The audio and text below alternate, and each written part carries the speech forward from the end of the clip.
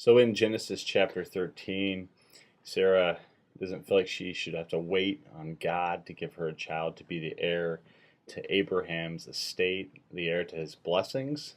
She's tired of this waiting. She's beginning to doubt God's promise.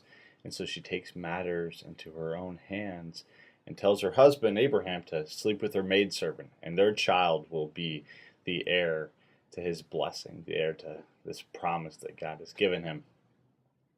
And so Abraham does it, and her maidservant becomes pregnant, and she becomes jealous. And it says in verse 4, when she knew that she was pregnant, she began to despise her mistress. And then Sarah said to Abraham, "You are responsible for the wrong I am suffering. I put my servant in your arms, and now that she knows she is pregnant, she despises me.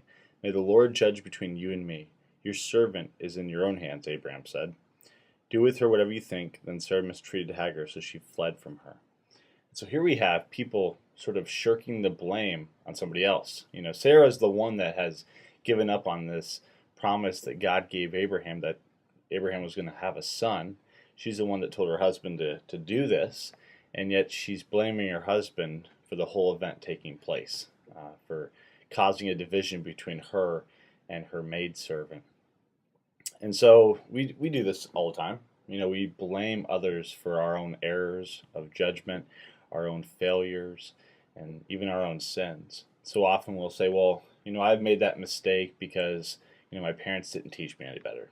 Or I did that because society is corrupt and I'm just, part of society. It's just in my nature. It's in human nature. And we'd be to blame things like our flesh, and we don't want to take responsibility for our own sinfulness, for our own brokenness. And so here we see Sarah, she's blaming somebody else. She's blaming her husband. Her husband, puts the blame back on her. And in this whole mess, Hagar is just mistreated. And yeah, she's treated like an object. Something that people are just treating as if they can do whatever they want. And no one's taking responsibility for themselves. And we see this every day.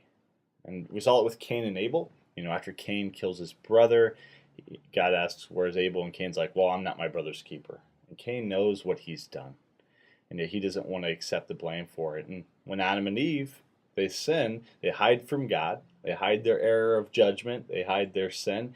And when God comes to them and asks them if they've eaten from the tree, which he knows they have, Adam blames Eve, and Eve blames the snake.